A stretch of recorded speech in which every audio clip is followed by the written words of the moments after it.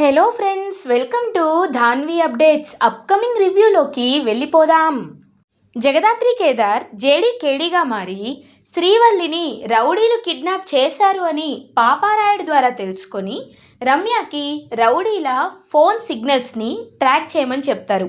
So track చేసిన తర్వాత Bombay highway వైపు వెళ్తోంది అని తెలుసుకొని కార్లో Jagadhatri, Kedar, Ramya and new character Sindhu కూడా వాళ్ళతో పాటు బయలుదేరుతుంది.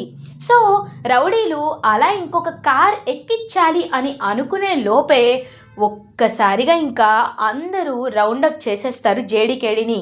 ఏయ్, మీరిప్పుడు గన్స్ కింద పడేయకపోతే ఈ అమ్మాయిని మేము ఇక్కడే చంపేస్తాం అని రౌడీలు బెదిరిస్తూ ఉంటారు జేడీ అండ్ కేడీని.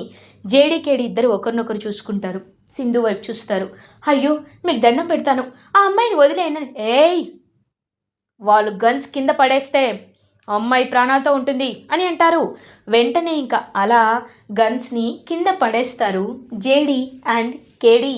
కరెక్ట్గా అలా గన్స్ కింద పడేసేసరికి ఒక రౌడీ వచ్చి ఆ గన్స్ని కలెక్ట్ చేసుకొని తీసుకువెళ్ళిపోతూ ఉంటే అప్పుడే కరెక్ట్గా ఇంకా అలా జేడీ అయితే ఇంకా సైగ చేస్తుంది. వెంటనే సింధు ఒక స్మోక్ బాంబుని తీసి వాళ్ళ వైపు వేసేస్తుంది.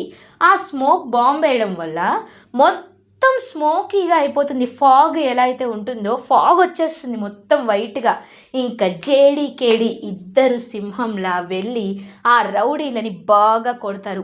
ఆ ఫాగ్ అంతా క్లియర్ అయిపోయే లోపు జేడీ ఏమో కారుపై సింహంలా కూర్చుని ఉంటే రౌడీలందరూ మోకాలపై దెబ్బలతో కూర్చుని ఉంటారు.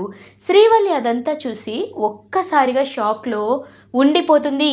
ఇంకా వెంటనే, మేడం, ఎవరు మేడం మీరు? రేయ్ పోలీస్, జేడీ పేరు ఎప్పుడు వినలేదా అని అంటుంది రమ్య. విన్నాం మేడం, మీరే జేడీ అని తెలియక ఈ అమ్మాయిని కిడ్నాప్ చేయాలనుకున్నాం మేడం అని అంటారు. రే, ఈ అమ్మాయి శ్రీవల్లిని కిడ్నాప్ చేయమని చెప్పింది ఎవరు మీకు అని అంటారు. మేడం, మాకెవరు కిడ్నాప్ చేయమని చెప్పలేదు మేడం, కానీ మేము ఏంటంటే అమ్మాయిలు ఎవరైనా ఒంటరిగా కనబడ్డారనుకో వాళ్ళని ట్రాప్ చేస్తాం మేడం. ట్రాప్ చేసి బాంబే నుండి దుబాయ్కి మేము సప్లై చేస్తాం మేడం. అందుకే మేము ఇలా ఆ అమ్మాయి ఒంటరిగా వాళ్ళ మావయ్యతో వస్తుందని తెలుసుకొని ఇలా చేశాం మేడం అని అంటారు. అవునా, నిజమా? Wow, what a story. కేడి, వీళ్ళ స్టోరీ రైటింగ్కి ఎన్ని మార్క్స్ ఇవ్వచ్చు అని అంటుంది. మేడం, మేము స్టోరీ షటప్, జస్ట్ షటప్. నిజంగా మీకు ఈ అమ్మాయి ఎవరో తెలియకపోతే తను వాళ్ళ మావయ్యతోనే బయలుదేరుతుందని ఎలా చెప్పగలిగారా మీరు? పాపారాయుడు ఆమెకి మావయ్య అవుతారని మీకు ఎవరు చెప్పారు? పాపారాయుడే చెప్పాడు కదా. నాకు తెలుసు మీకు ఆ పాపారాయుడికి సంబంధం ఉంది అని తెలుసు. ఆ పాపారాయుడి ప్లాన్ వల్లే మీరు శ్రీవల్లిని కిడ్నాప్ చెయ్యాలనుకున్నారని కూడా నాకు తెలుసు. ఇంకొక్క మాట కూడా మాట్లాడద్దు. రమ్య, సింధు కస్టడీలోకి తీసుకోండి వెళ్ళి అని అంటారు. ఓకే మేడం అని చెప్పి ఇంక వెళ్ళబోతుంటే సింధు ఏమో, మేడం, మీరు ముందే స్మోక్ బాంబ్స్ని రెడీగా పెట్టుకోమంటే ఎందుకో అర్థం కాలేదు, ఇప్పుడు అర్థమైంది మేడం అని అంటుంది సింధు. చూడు సింధు, పక్కా ప్లానింగ్తో వాళ్ళకి డౌట్ రాకుండా స్మోక్ బాంబ్స్ని వేసావు. నిజంగా I'm very proud of you. నీలో కొంచెం భయం అండ్ అమాయకత్వం ఉన్నాయి, అవి తీసేస్తే you will be the perfect IPS officer, right? Okay, నీకు నేను ట్రైనింగ్ ఇస్తాను కదా, యూ క్యాన్ బి. ఓకే, వెళ్ళండి అని చెప్పి ఇంకా వాళ్ళనైతే పంపించేస్తారు. సో జగదాత్రి, కేదార్ ఇద్దరు అలా కరెక్ట్గా వెళ్ళబోతూ వెనక్కి తిరిగి చూసేసరికి శ్రీవల్లి అక్కడ ఉంటుంది. ఇంకా శ్రీవల్లి పాపం జేడీకేడి కాళ్ళపై పడుతుంది. అయ్యో శ్రీవల్లి, ఏం చేస్తున్నావమ్మా అని అంటారు. లేదు, మీరు మీరు నాకు పునర్జన్మ ఇచ్చిన దేవుళ్ళు. నిజంగా నాకు మిమ్మల్ని చూస్తుంటే చాలా సంతోషంగా ఉంటుంది. మొన్న హ్యూమన్ ఆర్గన్ ట్రాఫికింగ్లో కూడా మీరే మమ్మల్ని కాపాడారు. ఈ సిటీలో ఎలాంటి సమస్య వచ్చినా మీరే కాపాడుతున్నారు. మిమ్మల్ని ఒక్కసారి హక్ చేసుకోవచ్చా అని అడుగుతుంది పాపం తనైతే. ఇంకా శ్రీవల్లి వెంటనే జగదాత్రి, జేడీ, కేడీ ఇద్దరు పాపం హక్ చేసుకుంటారు శ్రీవల్లిని. ఇంకా శ్రీవల్లి ఒక్కసారిగా కేదార్ చేయి చూస్తుంది. కేదార్ చేతికి ఉన్న బ్రేస్లెట్ని చూసి అన్నయ్య అని అంటుంది. ఒక్కసారిగా కేడీ షాక్లో ఉండిపోతాడు. జేడీ కూడా అలా షాక్ అయి ఉండిపోతుంది.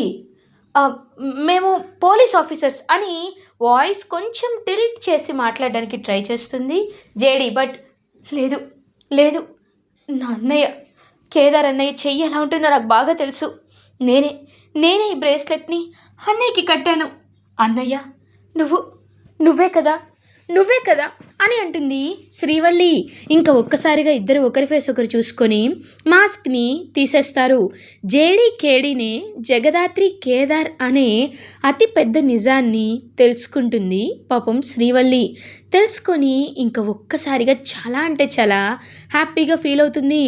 అన్నయ్య, మీరు మీరు జేడీ కేడియా? ఈ సొసైటీలో మీరన్ లాంటి ఎంతోమంది నీచులు క్రూరులని అంతం చేస్తూ ఒకవైపు ఇంటి బాధ్యతల్ని చూసుకుంటున్నాం మీరేనా? మరి ఈ విషయం ఎందుకన్నయ్యా, ఎందుకు ఇంట్లో చెప్పటం లేదు? నిషిక వదిన, వైజయంతి అత్తయ్య, యువరాజ్ అన్నయ్య మిమ్మల్ని ఎంతలా ఎంతలా బాధ పెడుతున్నారు. అయినా అవమానించినా మీరు ఎందుకని నిజాన్ని దాచిపెట్టారు? ఎందుకు ఈ నిజం చెప్పలేదు అని అడుగుతుంది శ్రీవల్లి. నిజం చెప్పకపోవడానికి మా దగ్గర ఒక కారణం ఉంది. మా ఐడెంటిటీని బయట పెడితే అది మన ఫ్యామిలీకే థ్రెట్ అవుతుంది. మనం ఏది చేసినా ఫ్యామిలీ కోసమే చేయాలి. మాలాంటి వాళ్ళ ముసుగు వెనకాల ఉన్న మొహాన్ని తెలుసుకోవడానికి ఎంతోమంది రౌడీలు వెయిట్ చేస్తూ ఉంటారు.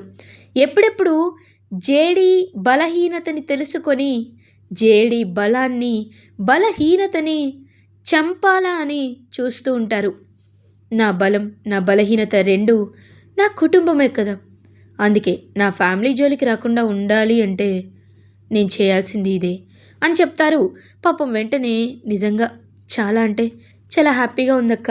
నేను అన్నయ్య, నేను మా అన్నయ్య వదిన పోలీస్ ఆఫీసర్ అని చాలా గర్వంగా చెప్పుకోవచ్చు అని చెప్పి పాపం ఎంతో హ్యాపీగా ఫీల్ అవుతుంది శ్రీవల్లి. కానీ వన్ థింగ్ ఫర్ ష్యూర్, నువ్వు మాత్రం ఈ నిజాన్ని ఎప్పటికీ బయట పెట్టకూడదు, సరేనా? ఓకే అని అంటారు. ఖచ్చితంగా ఖచ్చితంగా వదిన, నేను ఎప్పటికీ ఈ నిజాన్ని బయటికి చెప్పను అని పాపం మాటిస్తుంది శ్రీవల్లి. అలా ఇంకా జగదాత్రి కేదార్ అయితే శ్రీవల్లిని, అంటే జగదాత్రి కేదార్గా మారిపోయి శ్రీవల్లిని ఇంటికి తీసుకొస్తారు. కరెక్ట్గా అప్పుడే నిషిక, యువరాజ్ అండ్ వైజయంతి ముగ్గురు మాట్లాడుకుంటూ ఉంటారు. నాకు చాలా టెన్షన్గా ఉండదమ్మే, ఇప్పుడు మా అన్న ప్లాన్ ఎవరైనా తెలుసుకుంటేనంటారు. అత్తయ్య, ఎందుకు టెన్షన్ పడుతున్నారు? నిజం చెప్పాలంటే మీరు ఎవరి దగ్గర టెన్షన్ పడాలో తెలుసా? ఇప్పుడు మీటింగ్ ఫినిష్ చేసుకొని కౌశికి వదిన సుధాకర్ మావయ్య గారు వస్తారు కదా, వాళ్ళిద్దరూ వచ్చినప్పుడు మీరు టెన్షన్ పడాలి. ఎందుకంటే వాళ్ళు వచ్చి శ్రీవల్లి గురించి అడుగుతారు. పాపారాయుడు మా బాబాయ్ గారు తీసుకెళ్లారంటే వాళ్ళు జెన్యూన్గా నమ్మరు. కాబట్టి అక్కడ మనం ఒక కట్టు కథ అల్లాలి, అర్థమైందా అని అంటారు. అర్థమైందమ్మీ, కానీ అనేలోపు ఆ జగదాత్రికి ఎదరికంత సీన్ లేదత్తయ్య, వాళ్ళు ఎప్పటికీ కనిపెట్టలేరు అని చెప్పి అనుకుంటుంటే కరెక్ట్గా అప్పుడే కౌశికి వస్తుందన్నమాట సుధాకర్ని తీసుకొని. మీటింగ్ చాలా బాగా జరిగిందమ్మా కౌశికి. ఈ ప్లాన్స్ అనేవి ముందు ఇంకా ప్రాసెస్ అయితే ఇంకొక అతిపెద్ద పోర్ట్కి మన కాంట్రాక్ట్ అనేది దొరుకుతుంది. సో మనం కేవలం హైదరాబాద్లో ఉన్న ఇంపోర్ట్స్ అండ్ ఎక్స్పోర్ట్సే కాకుండా వైజాగ్లో ఉన్న పోర్ట్స్ విషయంలో కూడా మనకి అథారిటీ వస్తుంది. సో మన బిజినెస్ అనేది టర్న్ ఓవర్ డబుల్ అవుతుంది. ఇలా చేస్తూ ఉంటే మన నేమ్ అనేది ఒక బ్రాండ్గా మారుతుంది అని హ్యాపీగా మాట్లాడుకుంటూ ఉంటారు సుధాకర్ అండ్ కౌశికి. శ్రీవల్లి శ్రీవల్లి అని పిలుస్తూ ఉంటుంది. అప్పుడే వైజయంతి ఏందమ్మీ అని అంటుంది. ఏమైంది, శ్రీవల్లి ఎక్కడ అత్తయ్య పిని అని అడుగుతుంది. శ్రీవల్లియా? శ్రీవల్లి అంటే అని ఆలోచిస్తుంటే, ఏమైంది పిన్ని, శ్రీవల్లి గురించి అడుగుతుంటే ఎందుకని టెన్షన్ పడుతున్నారు అని అడుగుతుంది కౌశికి.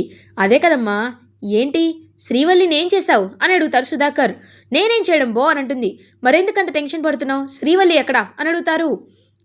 అది శ్రీవల్లిని మా మా అన్న అని. ఏంటి, మీ అన్న అంటే ఆ దుర్మార్గుడు మళ్ళీ వచ్చాడా అని అడుగుతారు సుధాకర్. ఏ బో, కాస్త మాటలు సరిగ్గా రాని, మా అన్నయ్యని పట్టుకొని దుర్మార్గుడు అంటావేంది అని అంటారు. కోపం వస్తే నీ ప్రాణాలే తీయాలనుకున్నాడు వాడు, మూర్ఖుడు కాకపోతే ఇంకేమవుతాడు? శ్రీవల్లిని వాడికి ఇచ్చి పంపించావా ఏంటి? వాడు ఒక్కొక్కసారి ఒక్కొక్కలా ఉంటాడు, అలాంటిది శ్రీవల్లి నిజమా అని అడుగుతారు. అవును మావయ్య గారు, శ్రీవల్లి కూడా ఇష్టంగా ఒప్పుకొని వెళ్ళింది మావయ్య గారు అని అంటుంది నిషి. వెంటనే కౌశికి, నిషిక నీకు కొంచెమైనా కామన్ సెన్స్ ఉందా? ఎందుకు ఇలా మాట్లాడుతున్నారు? శ్రీవల్లికి పాపారాయుడు మావయ్య అంటే ఎంత భయమో అందరికీ తెలుసు. తెలిసి కూడా నువ్వు ఇలా మాట్లాడుతున్నావు అంటే అది కరెక్ట్ కాదు. నేను ఇప్పుడే మావయ్యకి కాల్ చేస్తానని చెప్పి ఇంక వెంటనే అలా ఫోన్ చేస్తారనమాట పాపారాయుడికి.